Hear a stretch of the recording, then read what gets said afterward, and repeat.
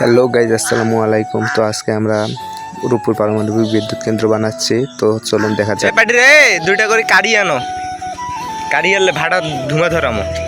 ওদেরকে আমি কাজ করার জন্য বলতেছি, অথচ আমি নিজেই কাজ করতেছি না, খুব অল্প অল্প কাজ করতেছি।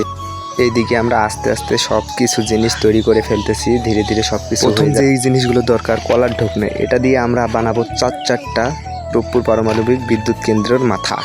তো দেখতেই পাচ্ছেন বাঘের বাচ্চাগুলোকে আমি অনেক সুন্দর করে কেটে নিয়েছি এবং চারপাশের ভিউটা অনেক সুন্দর হচ্ছে। আমি কিছু কাজ করতেছি, কাজ করার পর অনেক ক্লান্ত, কাজ করতে করতে কোমর হেলিয়ে গেছে।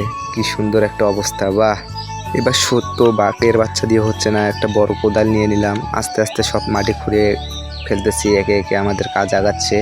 ওইদিকে কলার ঢোকনাগুলোকে অনেক সুন্দর লাগছে, কি সুন্দর একটা দৃশ্য। এইদিকে কাম করতে করতে আমার একবারে ঘাম বেরিয়ে গেছে। কালো মানুষের একটু গরম বেশি হয়, এটা আজকে বুঝতে পারলাম। তো চলো বাকি কাজটাও কর। ওইদিকে আমার বন্ধু জঙ্গল থেকে একবারে তরমুজ নিয়ে এলো, লাল লাল, অনেক সুন্দর লাগতেছে দেখতে। এইদিকে আমরা হাতির 4টা পায়ের মতন গর্ত খুঁড়ে ফেললাম রূপপুর পারমাণবিক বিদ্যুৎ কেন্দ্র বানাবো বলে। এদিকে আমাদের ছোট পিসি বাহিনী অনেক সুন্দরভাবে টাটা দিচ্ছে, সবাই তাদেরকে শ্রদ্ধা করবেন। এদিকে আমাদের ভাই আরও কাজ করতে ব্যস্ত। সব কিছুর পরেও অনেক কষ্ট করার পর বানিয়ে ফেললাম সেই রূপপুর পারমাণবিক বিদ্যুৎ কেন্দ্র। এবার গোটাল গ্রামকে কারেন্ট সাপ্লাই দেবো, হা হা হা হা।